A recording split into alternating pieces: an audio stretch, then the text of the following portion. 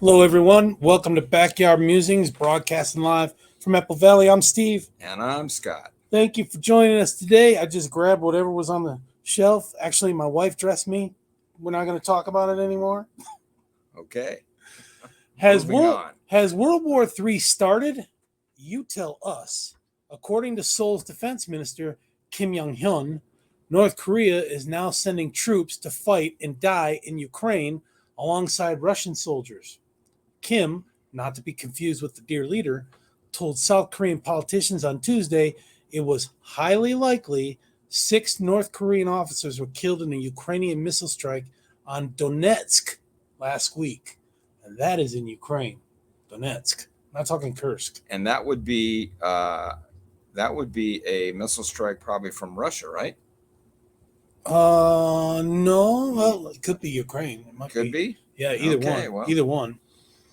We quote, we assess that the occurrence of casualties among North Korean officers and soldiers in Ukraine is highly likely, considering various circumstances, end quote. Okay, well, that doesn't sound like it's 100% positive. Is it ever from? Well, just look at the bodies. I mean, if they've Yeah. got, different eyes than Russians, then it's North Korean. Yeah. Kim said, adding that they expect Pyongyang to send more soldiers to Russia in the near future. How nice, huh? Mm.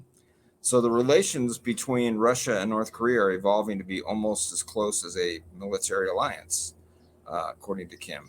As such, what was that? As such, more North Korean troops could be deployed in the war. From how we look at it, I don't know. It's a strange bedfellows, huh? Yeah.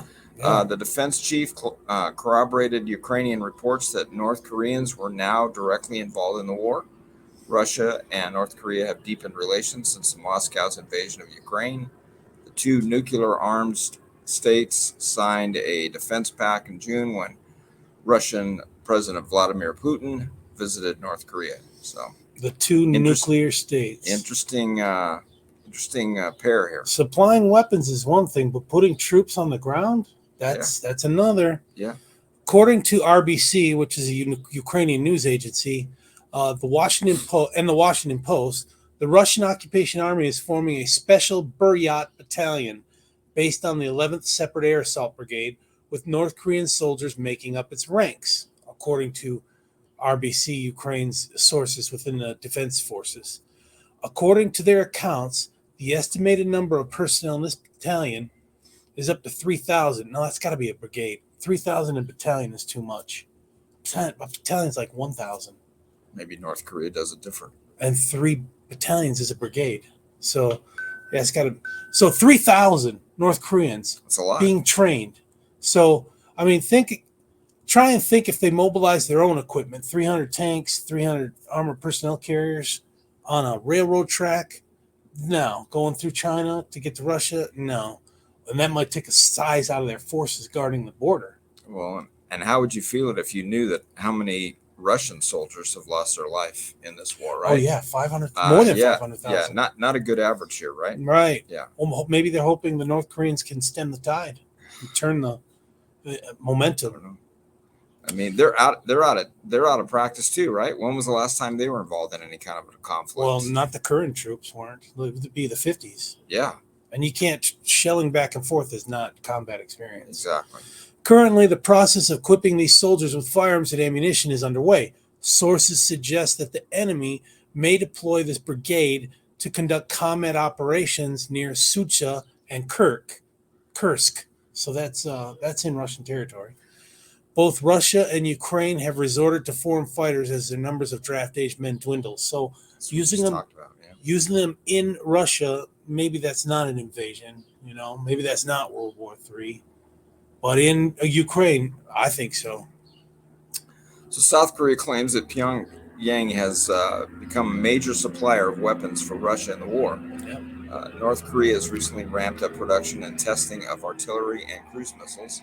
In March, Russia used its veto power at the United Nations to end monitoring for violations of a ban on North Korea testing ballistic technology. Why would they do that?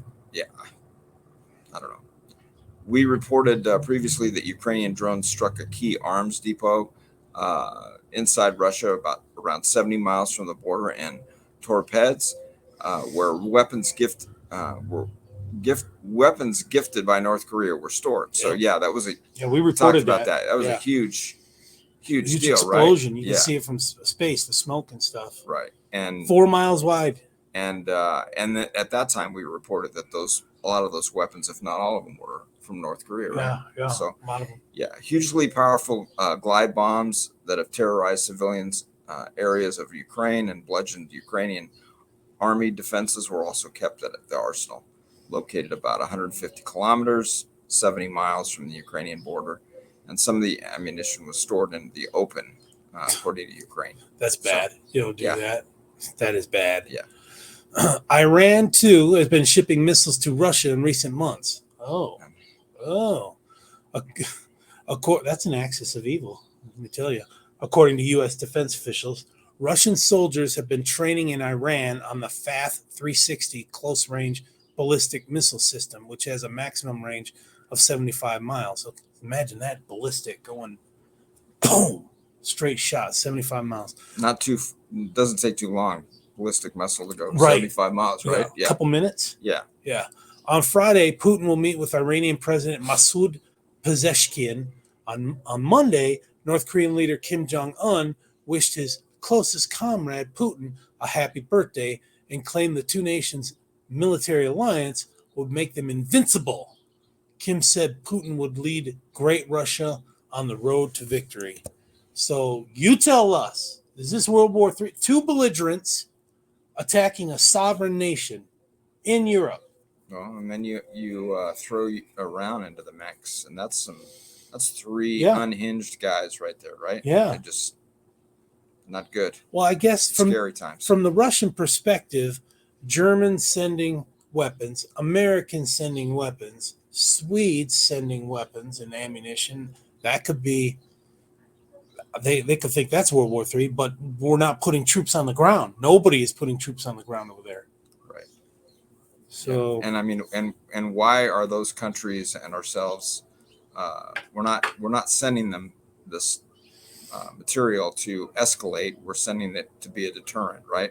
Yeah. To try and get the Russians out. Yeah, out of Crimea, out of Donetsk, and the other provinces that they're occupying. Yeah, which that's all I would hope that's all that Zelensky wants out of this, right? He wants it to end. But I don't know. Do you think that if Putin were gone, that this war would end? What do you think? Yeah, well, I don't know. Is there? It's hard to tell because you never hear about any part of the bench in Russia. Right. They're either Who's dead. The number two? Medvedev. Yeah, they're either dead or on the hit list if they try to cross the guy. So I don't know. I mean it's pretty quiet. Medvedev's the prime minister, and he was president before. Yeah. So he's probably a loyal acolyte. Is he kind of a yes man? I don't even know if he's definitely not a Putin, if I remember. He's not an aggressive guy, I don't think, right? He's more of I'll toe the line as long as you're, supplying me whatever I need. I don't know. I just remember him having that conversation with President Obama, that open mic conversation, after the election. Give me some space. But anyway, yeah. So we don't ever hear about who's going to be the next guy in line if Putin decides to retire or go bounce his grandkids on his knee. Taken out or driven into exile. Yeah, that would be great, right? Those three countries right there. If their people were to just rise up and try to change their government and the aggressiveness of their government and the way they're treated, I think life would be better in the world, right? Yeah, it'd be almost impossible in North Korea because that military is just tightly held by Kim. They would need some help from the South, and outside concerns, but then China also has got a big hole there too, right? North Korea. So I don't know. Oh, you tell us. Is it World War III has started? I don't know. You tell us. Thanks for joining us. Yep. We'll see you tomorrow. Take care. Ho, ho.